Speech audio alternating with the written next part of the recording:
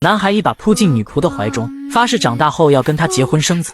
然而当天晚上，收养男孩的侯爵便潜入女仆的房间，一番甜言蜜语后，便轻易占有了她。第二天，男孩告诉女仆，侯爵出门时显得格外高兴，嘴里还吹着口哨，这让女仆欣喜不已，因为她已经爱上了侯爵。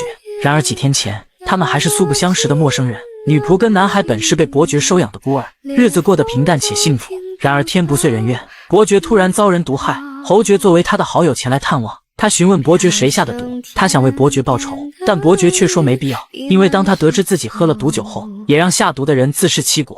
今晚过后，侯爵就能知道那人是谁。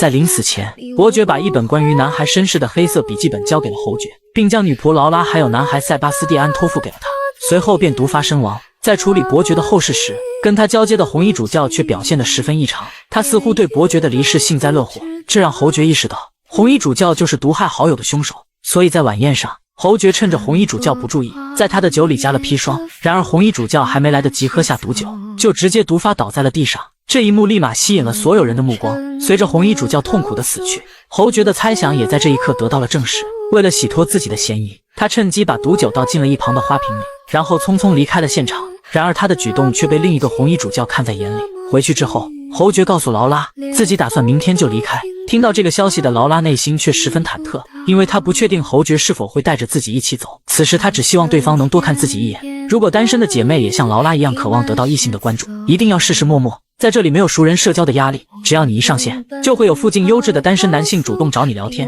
温柔体贴，陪伴你的每一个孤单时刻。在陌陌总会有人给你秒回的温暖，总会有人真正在意你的感受，轻松找到真正懂你的人，快去试试吧。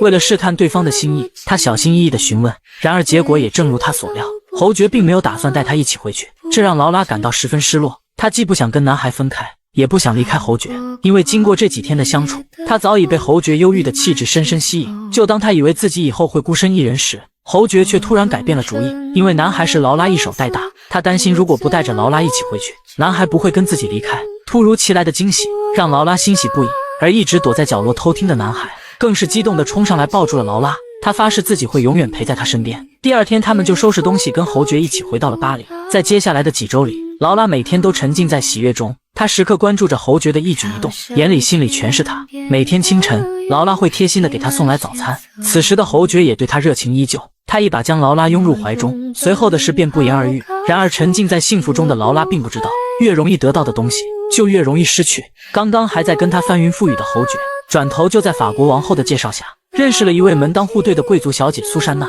并且毫不犹豫地跟她表达了爱意。从此侯爵回来的时间越来越晚，甚至经常夜不归宿。漫长的等待让劳拉开始患得患失。以后的日子里，侯爵也来过劳拉的房间几次，之后就再没来过。劳拉只能每天以泪洗面。男孩看到她伤心，只能安慰她自己会永远陪在她身边。但此时的劳拉对侯爵还抱有一丝希望，她盼着自己的温柔体贴能让他回心转意。但她不知道，男人一旦有了新欢，就会变得冷漠无情。面对劳拉的靠近，侯爵大喊着让她滚出去。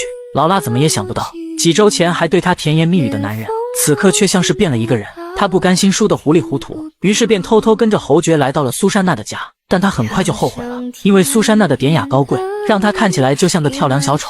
几天后的一个清晨，侯爵告诉劳拉自己要结婚了。为了不让未婚妻误会，他让劳拉跟塞巴斯蒂安搬出去住。这一刻，劳拉才意识到眼前的男人早已厌弃了自己。男人轻轻褪去女仆的长袜，用几句甜言蜜语便彻底占有了她。然而轻易到手的猎物很快不再有趣，男人转头就迎娶了一位门当户对的贵族小姐。劳拉在人群中静静地看着这一切，听到侯爵对苏珊娜说出爱的誓言，她的心如同被撕裂般痛苦。她悲痛欲绝地走进树林里，一声绝望的怒吼后，她便倒在地上不省人事。等她再次醒来，发现自己已经躺在了床上，是一个陌生男人救了她，但她宁愿自己已经死了。只是现在她无法放下一直陪伴在自己身边的塞巴斯蒂安，因为心欲难解，劳拉的病情愈发严重，她担心自己死后男孩没人照顾，于是便给侯爵写了一封信，希望他能把男孩接回去。然而这封信却落在了苏珊娜的手里，她找到劳拉，询问男孩是不是侯爵的私生子。虽然劳拉极力解释，但苏珊娜却坚持认为塞巴斯蒂安是丈夫跟劳拉的孩子。看到劳拉病得这么重，苏珊娜也不想过多计较，她表示自己会把塞巴斯蒂安接过去，如果劳拉愿意，自己现在就可以把他带走。但男孩却不情愿，他愤怒地表示自己死也不会离开劳拉。劳拉一时着急，急火攻心，直接昏厥了过去。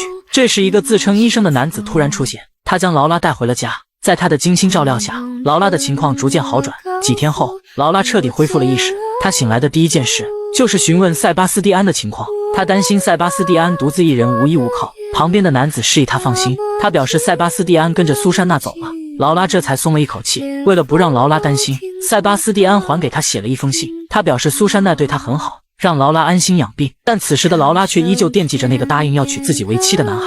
如果单身的姐妹也像劳拉一样渴望找到真爱，一定要试试陌陌。在这里没有熟人社交的压力，只要你一上线，就会有附近优质的单身男性主动找你聊天，温柔体贴，陪伴你的每一个孤单时刻。在陌陌总会有人给你秒回的温暖，总会有人真正在意你的感受，轻松找到真正懂你的人，快去试试吧。经过一段时间的休养后，劳拉的身体终于好了起来，只是她不明白自己跟这位医生素不相识，对方为什么要救她。带着心里的疑惑，她找到了那个医生询问，而男人似乎早就明白了她的来意。他说在很多年以前，自己爱上了一个公主，但当时公主已经跟一个王子订立了婚约。有一次他们在约会的时候，刚好被王子撞见，王子一时气愤，拔出剑就要跟他一较高下，不料在决斗中他失手杀了王子。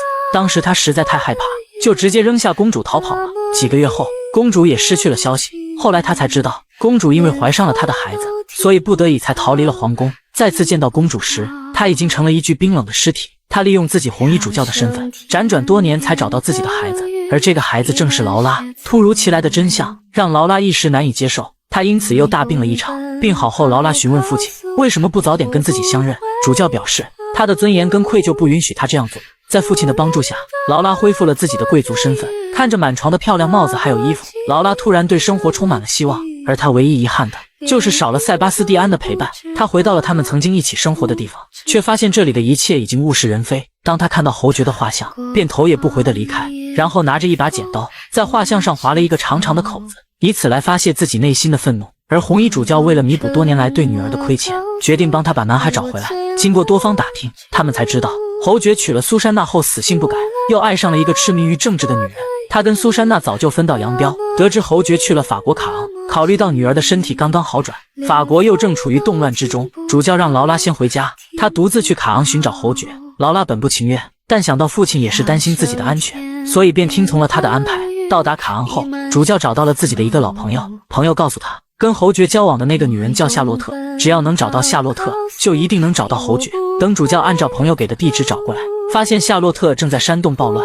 这时他在人群中看到了侯爵，只是他还没来得及询问男孩的下落，侯爵就被突然出现的士兵抓走了。看着现场一片混乱，主教只好先行离开。后来他通过关系找到了被关押的侯爵，侯爵觉得他脸熟，原来当初他给另一位主教下毒时，正好被劳拉的父亲看到。侯爵请求主教救他出去，主教示意他靠近自己，还没等侯爵反应过来，主教就直接送他去了西北。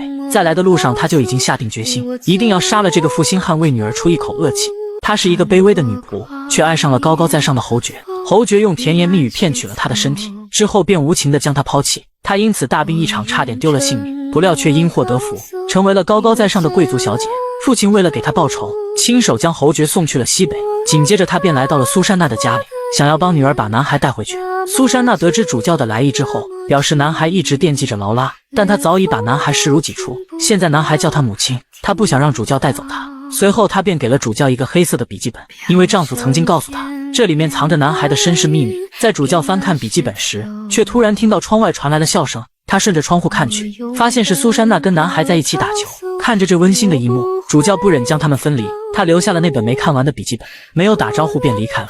回去之后，他告诉劳拉，男孩现在过得很好，并且他一直惦记着劳拉，也不曾忘记对他的誓言，这让劳拉很是高兴。他询问父亲是否知道男孩的身世，主教表示有时候人生保留一些秘密可能会更好。但随着时间的流逝，劳拉总感觉心里缺了点什么，她还是无法忘记塞巴斯蒂安。她拿着男孩曾经写给她的信，每天看了一遍又一遍。这天她终于下定决心要去找他。为了不让父亲发现，劳拉在半夜里简单收拾了一下行李，然后偷偷离开了家。第二天一大早，她便来到了苏珊娜家。苏珊娜对她的到来一脸的不高兴，她告诉劳拉她来的不是时候，塞巴斯蒂安不在家里，已经去了前线，他马上18岁了，已经不是孩子了，而且男孩早已忘了他。但劳拉坚信男孩没有忘记自己的誓言。如果单身的姐妹也像劳拉一样渴望找到真爱，一定要试试陌陌。在这里没有熟人社交的压力，只要你一上线，就会有附近优质的单身男性主动找你聊天，温柔体贴，陪伴你的每一个孤单时刻。在陌陌总会有人给你秒回的温暖，总会有人真正在意你的感受，轻松找到真正懂你的人，快去试试吧。看到劳拉不相信自己说的话，苏珊娜拿出了塞巴斯蒂安写给她的信。拿到信的劳拉心里十分忐忑，她小心翼翼地查看着信里的内容，发现里面没有只言片语提到自己。这时苏珊娜冷漠地说道：劳拉在男孩心里已经成为了过去式，他认识的那个孩子已经不在了。这时主教赶了过来，他带走了劳拉。在回去的路上，他一直劝女儿忘掉男孩，但劳拉却始终无法放下。回去之后，他每天郁郁寡欢，直到这天，他准备去曾经收养他的伯爵的墓前悼念，却看到一个年轻人站在那里。等他赶过去，男孩已经离开。看着墓碑前刚刚放下的鲜花，一股神秘的力量促使他跟在了少年的后面。最后他来到了一个破败的房子前，听到了里面正在策划一场刺杀行动。等他推门而入，却发现里面只有少年一人。他询问少年为什么要去伯爵的墓前，但少年不想理会他。劳拉劝他不要去送死，少年却警告他管好自己的嘴，不然他会先杀了他。说完头也不回地离开了，并且把劳拉锁在了房间里。顺利地见到拿破仑后，少年便坐在了藏有匕首的椅子上。趁着拿破仑不注意，他准备拿出事先准备好的匕首，却发现下面什么也没有。这时拿破仑拿出了那把匕首，原来他早就察觉到了一切。他询问少年是谁派他来的，少年却说自己代表的是那些在拿破仑统治下的穷苦人民。拿破仑很欣赏他的勇气，他直接说出了少年的名字，原来他就是劳拉苦苦寻找的塞巴斯蒂安。拿破仑看他年纪尚小，于是便赦免了他。回去之后，少年找到了主教，坦白了自己的所作所为，并表示自己把一个女人锁了起来。他把钥匙给了主教，等主教赶到小木屋，才发现里面的人是自己的女儿。但此时的劳拉已经有些神志不清，父亲告诉他，那个少年就是塞巴斯蒂安，这让劳拉立马清醒了过来。他以为塞巴斯蒂安已经被拿破仑杀了，但父亲告诉他，拿破仑赦免了他。得知这个消息的劳拉不顾一切跑了出去，他想要跟塞巴斯蒂安相认，但当他看到他时，却又停下了脚步。看到塞巴斯蒂安满怀心事，劳拉思绪万千，他不知道该以什么身份跟他再次相聚。那个曾经许下誓言要跟他结婚生子的男孩，如今却早就把他忘得一干二净。他们的关系说不清道不明，多年的陪伴让他们像亲人又像恋人。劳拉一步步跟随他的脚步，泪流满面。他最终还是没能上去跟塞巴斯蒂安相认，他无奈地靠在一棵大树上，内心的悲伤彻底将他击垮。男孩早已成了他一生的羁绊，但他却不得不接受这残酷的现实，眼睁睁地看着男孩在自己的世界里彻底消失。